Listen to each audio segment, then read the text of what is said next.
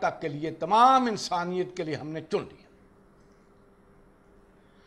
اور آپ کو معلوم ہے وہ دین آخری دین تھا جو اللہ تعالیٰ نے انسانیت کے لیے پسند فرمایا، اس لیے اس کا صرف تقاضا یہی نہیں تھا کہ اسے غالب کرو، بلکہ اس کا تقاضا یہ رکھا گیا اسے پہلے دینوں پر بھی غالب کرو۔ یہ ہے جو نبی اکرم صلی اللہ علیہ وسلم کے لیے اللہ تعالیٰ نے قرآن مجید میں 3 بار آیت نازل کیا جو کسی اور رسول کے لیے نازل نہیں۔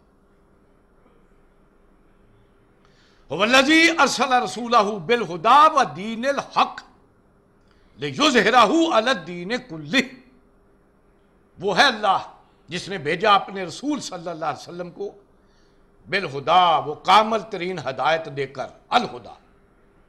آپ کو معلوم ہے ساری پہلی کتابیں جو ہیں وہ اسی کا حصہ تھیں، چنانچہ قرآن مجید میں آتا ہے ان کے بارے میں اوتو نصیبم من الکتاب، انہیں تو کتاب کے کچھ حصے دیے گئے تھے، پوری کامل کتاب جو ہے، پوری ہدایت جو ہے وہ نبی اکرم صلی اللہ علیہ وسلم کو ملی ہے۔ تو فرمایا وہ بالہدیٰ دے کر بھیجا، ودین الحق، اور حق کا دین دے کر بھیجا، کس لیے؟ لیظہرہ علی الدین کلہ، تاکہ اسے غالب کیا جائے پورے کے پورے نظام زندگی پر، سارے دینوں پر۔ کیوں؟ یہ آخری دین ہے جو اللہ تعالیٰ نے پسند کیا پوری انسانیت کے لیے اور قیامت تک۔ آپ کو معلوم ہے یہ تیسری آیت کب نازل ہوئی؟ تیسری دفعہ 9 ہجری میں نازل، جبکہ جزیرہ نما عرب پر اللہ کا دین غالب ہو گیا، اللہ کی حاکمیت قائم ہو گئی، اللہ تعالیٰ کے رسول کو مان لیا گیا، اللہ کو تسلیم کر لیا گیا، اپنا رب اور نبی اکرم صلی اللہ علیہ وسلم کو اپنا رسول اور ہادی مان لیا گیا۔ تیسری بات جب وہ آیت نازل کی ہے، اس وقت یہ فیصلہ فرمایا ہے کہ اب یہ دین جو ہے یہ صرف جزیرہ نما عرب تک غالب کرنے کے لیے نہیں بھیجا، صرف باقی سارے دینوں پر بھی غالب کرنے کے لیے بھیجا ہے، اس لیے اس دین کو سارے دینوں پر غالب کرو۔ وہاں یہ الفاظ ہیں قرآن مجید میں، کاش ہم کبھی اس طرف بھی توجہ کریں تو پھر پتہ چلے گا کہ نبی اکرم صلی اللہ علیہ وسلم کا فریضہ کیا تھا، انہیں اللہ نے حیثیت کیا دی، انہیں کیا دے کر بھیجا تھا، اور اس کی نسبت سے ہماری ذمہ داری کیا۔ یہ الفاظ ہیں سورہ توبہ میں، یہاں یہ آیت نازل ہوئی ہے، اس سے پہلے وَقَاتَلُوا الَّذِينَ لَا يُؤْمِنُونَ بِاللَّهِ وَلَا بِالْيَوْمِ الْآخِرِ، اے مسلمانوں تمہاری جنگ ختم نہیں ہوئی، یہ سمجھو کہ جزیرہ نما عرب پر اللہ کا دین غالب ہو گیا اور نبی اکرم صلی اللہ علیہ وسلم کا مقصد بعثت پورا ہو گیا، ابھی یہ معاملہ پورا نہیں ہوا، تمہاری جنگ جاری رہنی چاہیے۔ کن سے؟ لا یؤمنون باللہ ولا بالیوم الآخر، ان لوگوں سے، ان انسانوں سے جو اللہ کو نہیں مانتے، آخرت کے دن کو نہیں مانتے۔ ولا یحرمون ما حرم اللہ ورسولہ، اور جو ان چیزوں کو حرام قرار نہیں دیتے جسے اللہ نے حرام کر دیا اور اس کے رسول نے حرام قرار دیا۔ جان لیجئے یہ واحد موقع ہے قرآن مجید میں یہاں حرمت کی نسبت نبی اکرم صلی اللہ علیہ وسلم کی طرف بھی کی گئی، ورنہ آپ کو معلوم ہے یہ اختیار اللہ کا ہے حرام کرنے کا اور حلال کرنے کا، اور یہاں بھی ذکر آیا ہے، وہاں اللہ تعالیٰ کا حکم آیا ہے، اللہ نے ان چیزوں کو حرام کیا، یہاں یہ ذکر ہے نہیں صرف اللہ ہی نے حرام نہیں کیا، اس کے رسول نے بھی جو حرام کیا ہے انہیں بھی وہ حرام مانیں گے تو پھر جو ہے وہ اللہ کے دین کے تابع ہوں گے، اگر اس کو حرام قرار نہیں دیتے تو ان کے ساتھ بھی تمہاری جنگ جاری رہنی چاہیے۔ یہ تیسرے الفاظ ہیں وَلَا يَدِينُونَ دِينَ الْحَقِّ، اور تمہاری جنگ ان سے بھی جاری رہنی چاہیے جو اپنے دین کو اب دین الحق قبول نہیں کرتے۔ کون؟ من الذین اوتوا الکتاب، وہ بھی کہ جن کو ہم نے پہلے کتابیں دے رکھی۔ جی حضرت موسیٰ علیہ السلام کس کا دین لے کر آئے تھے؟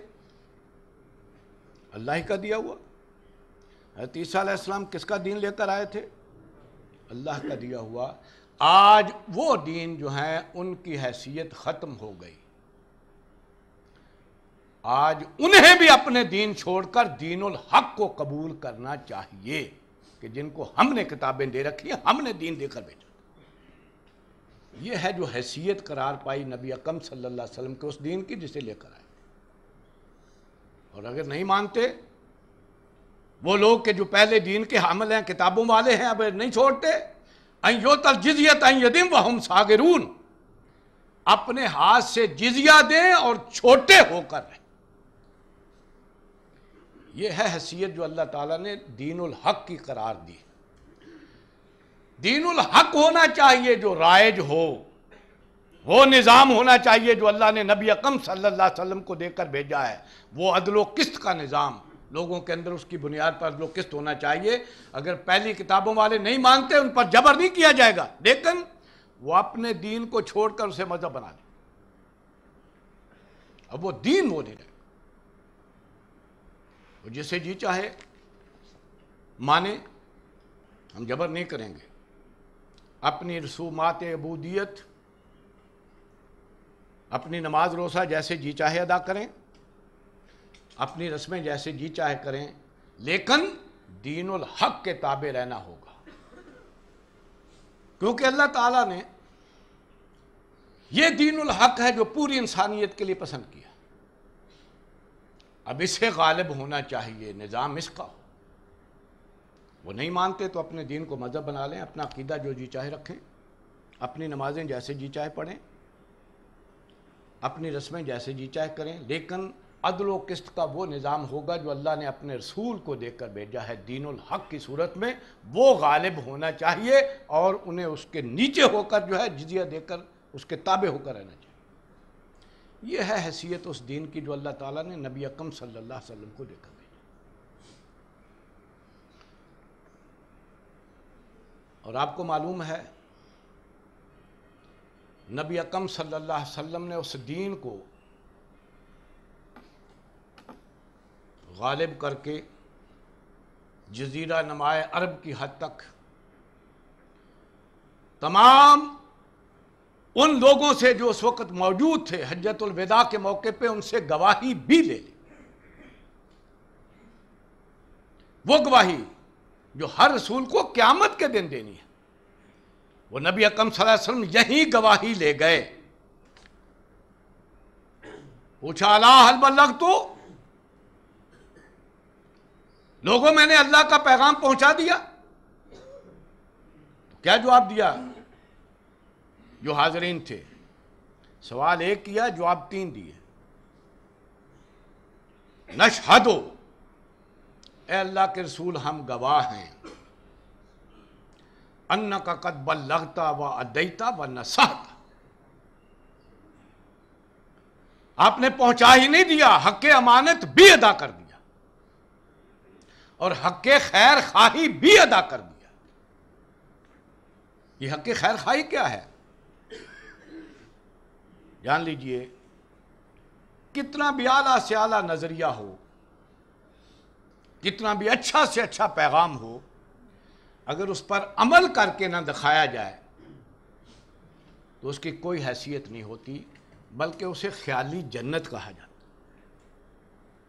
تو نبی اکرم صلی اللہ علیہ وسلم جو پیغام لے کر آئے، جو دے کر گئے ہیں، وہ خیالی جنت نہیں دے کر گئے، اس پر عمل کر کے بھی لوگوں کے لیے نمونہ دے کر گئے، اس کا حق خیر خواہی بھی ادا کیا۔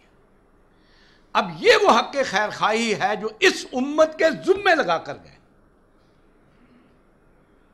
اس لیے کیا فرمایا جب لوگوں نے گواہی دی، فَلْيُبَلِّغِ الشَّاهِدُ الْغَائِبَ، اب جو بھی یہ گواہی دے رہے ہیں کہ اللہ تعالیٰ نے اپنے رسول کو جو دے کر بھیجا تھا وہ پہنچا بھی دیا، حق امانت بھی ادا کر دیا، اس پر عمل کر کے بھی دکھا دیا، اب ان کی ذمہ داری ہے ان تک پہنچائیں جن تک نہیں پہنچا۔ یہ ہے حیثیت جو اللہ تعالیٰ نے اس امت کو دی ہے۔ اسی نسبت سے اللہ تعالیٰ کے وہ رسول، آخری رسول ہونے کی نسبت سے اس امت کو بھی اللہ تعالیٰ نے نوازا ہے اور ان کو خیر امت قرار دیا ہے، وہ اس وجہ سے کہ جو اللہ تعالیٰ نے اپنے رسول کے ذریعے پیغام پہنچایا، وہ ان کی ذمہ داری لگائی کہ اب یہ کام تمہیں کرنا۔